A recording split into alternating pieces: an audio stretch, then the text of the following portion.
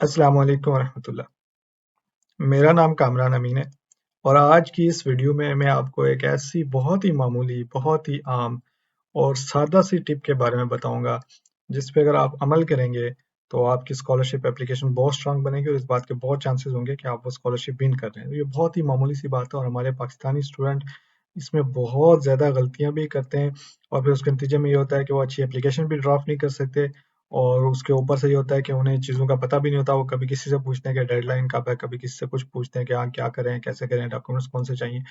तो आप इन सारी चीज़ों से बच सकते हैं, इन सारी परेशानियों से भी बच सकते हैं और इसके साथ-साथ अपने स्कॉलरशिप जीतने के चांसेस भी इम्प्रूव कर सकते हैं, अगर आप इस छोटी-सी गलती करने से बाज़ आ जाएँ और इस टिप पे अमल करें। तो ये टिप बेसिकली क्या है और वो बड़ी आसान सी बात है कि जब भी आप किसी स्कॉलरशिप पे अप्लाई करते हैं, जैसे हम आज university of Chinese academy of sciences पे देख रहे थे जो स्कॉलरशिप्स हैं, तो इनको ज़रा गूगल करें।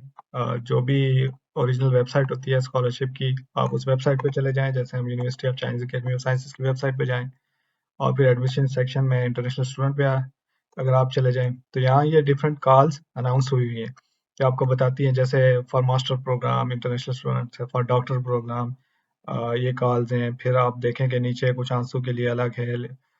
अच्छा, हम फर्ज़ करें मास्टर के लिए इंटरेस्टेड हैं, तो हम इस कॉल पे चले जाते हैं, जो उन्होंने अनाउंस की हुई है।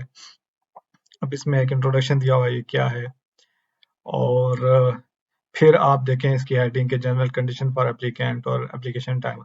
अच्छा, करते क्या है हमारे पाकिस्तानी स्टूडेंट कि वो इस चीज़ को पढ़ने की ज़रूरत महसूस नहीं करते। ये जो इतना ढेर सारा इन्होंने लिखा हुआ है ना, ये आखिर किसी लिए लिखा हुआ है। ये जो इतनी ढेर सारी चीज़ें लिखी हुई हैं, ये किसी के लिए लिखी हुई हैं और वो बस कोशिश करते हैं कि कहीं कोई लिंक मिल जाए, वो मुझे मैसेज करेंगे, किसी और को करेंगे, लिंक भेज दें, कहाँ अप्लाई करना है और उन्हें ये लगता है कि बस वो जस्ट डॉक्यूमेंट अपलोड कर देंगे, जो भी उनके पास डिग्री है और उन्हें अगले दिन स्कॉलरशिप का लेटर आ जाएगा कि हाँ जी, बिस्मिल्लाह, बिस्मिल्लाह आप आ जाएँ, आपको तो हम स्कॉलरशिप देते हैं। और ये जो इतना लंबा-चौड़ा उन्होंने लिखा हुआ है, इस पे बिल्कुल भी नहीं जाते। तो अगर आप देखें और फिर आपको किसी से कुछ पूछने की भी ज़रूरत नहीं रहेगी, अगर आप इसको रीड कर दें, तो आप इसमें देखें कि सारी इन्फॉर्मेशन दी हुई है। यूकास के बारे में, यूकास क्या और कैस क्या, चाइनीज़ अकेडमी ऑफ साइंसेज़, आपको यहाँ पे इन्फॉर्मेशन मिलेगी। आपको ये लिंक विज़िट करना पड़ेगा, ये निशान बना हुआ है। ठीक हो गया।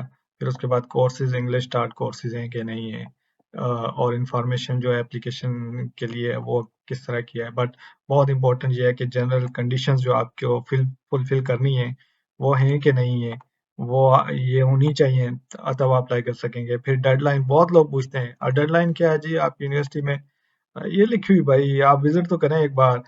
और फिर एप्लीकेशन मटेरियल, आपको डॉक्यूमेंट्स कौन-कौन से चाहिए, तो इन्होंने हर एक चीज़ के साथ, आप जैसे देखें कि ID page of valid passport, और इसमें क्या लिखा हुआ है, लिखा भी है कि किस तरह का पासपोर्ट होना चाहिए, कितनी वैलिडिटी होनी चाहिए और फिर जो लोग अगर चाइनीज़ सिटीज़न थे तो उनके बारे में जो भी आप देखें इवन के फ़ोटो के बारे में भी उन्होंने इंस्ट्रक्शंस दिए हैं कि the uploaded photo shall be the same as that used for your passport, इस तरह का आपके पास होना चाहिए।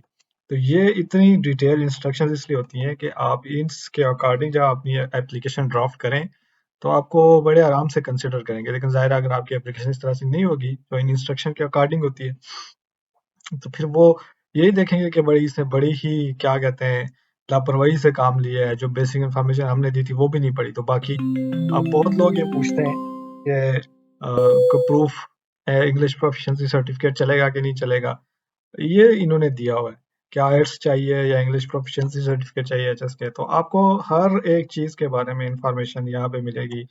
अगेन फिर आपको सुपरवाइज़र कहाँ से ढूँढने हैं, इसमें अगेन इन्होंने देखें कि एवैल्यूएशन और एडमिशन के बारे में भी दिया हुआ कि किस तरह से होनी है, क्या-क्या चीज़ें कब तक होनी है और वीज़ा एप्लीकेशन प्रोसेस में क्या-क्या चीज़ें चाहिए होंगी, फीस और स्कॉलरशिप और ये सारी कवरेज कितनी है, फिर स्कॉलरशिप्स कौन-कौन सी हैं और हर डिफरेंट स्कॉलरशिप के बारे में इंफॉर्मेशन यहाँ पे दी हुई है डिफरेंट। तो और फिर अगर आपने कॉन्टैक्ट करना है, कोई चीज़ समझ नहीं आ रही तो आप इस एड्रेस पे जाएँ और कॉन्टैक्ट कर लें। ये सारी चीज़ें अगर आप रीड नहीं करेंगे तो आपको कैसे आइडिया होगा? फॉर एग्ज़ाम्पल अगर हम जस्ट आंसू के बारे में पढ़ लें, आपको नहीं पता होगा कि आंसू में किस तरह के कैंडिडेट्स चाहिए होंगे, आपको कैसे पता चलेगा? इधर आप जाएँगे तो आपको आइडिया होगा कि आंसू स्कॉलरशिप क्या है। ये तो चाइनीज़ की बात थी। हम एक और विज़िट करते हैं, जैसे एरास्मस मास्टर प्रोग्राम है जो बहुत फ़ेमस है। मैं उसमें बड़ी इंटरेस्टिंग चीज़ें भी है कुछ, वो भी डिस्कस हो जाएँगी। तो हम फ़र्ज़ करें इस पे चले जाएँ, जो इनकी ऑफ़िशियल वेबसाइट है। इस लिंक को हमने ओपन किया। अब आप देखें कि एप्लीकेंट प्रोफाइल किस तरह का होगा। ये आप पढ़ेंगे तो आपको आइडिया होगा कि क्या-क्या चीज़ें चाहिए, फिर उसके अकॉर्डिंग आप एप्लीकेशन ड्राफ्ट करते हैं। और फिर जो ये एरास्मस जॉइंट मास्टर स्कॉलरशिप है, ये है क्या? और एक्टिविटीज़ एंड आउटकम्स, इसमें भी इन्होंने ड्यूरेशन और सारी चीज़ें लिखी हुई हैं। बट जो बहुत इंटरेस्टिंग चीज़ ये है, आप यहाँ पे ज़रा देखें, ये इन्होंने दिया है कि आपको ये कैटलॉग है, लाज़मी विज़िट करना चाहिए प्रोग्राम्स के लिए। ये रिसोर्सेज़ इन्होंने दिए हुए हैं। रिसोर्सेज़ में क्या है, हम फ़र्ज़ करें इस लिंक पे चले जाएँ, जो नाउ योर राइट्स का है, और ये आपको शायद कहीं और नहीं मिलेगा। यूरोपियन इस चीज़ का बहुत ख्याल रखते हैं। तो आप इस पे चले गए और अब देखें, आप इसको डाउनलोड कर सकते हैं, डिफरेंट लैंग्वेजेज़ में अवेलेबल है। अ, और अभी ये लोड हो रहा है। तो इसमें आप देखें, अगर आप इस पेपर को, ये जो इन्होंने दिया हुआ है किताबचा सा छोटा सा, इसको अगर आप रीड कर लेते हैं तो इसमें है बेसिकली क्या है, बहुत ही इंटरेस्टिंग है। और इससे आपको क्या इन्फॉर्मेशन मिलेगी, तो इंट्रोडक्शन तो आ जाएगा, एक्सेस टू एजुकेशन भी ज़ाहिर है चीज़ें हैं।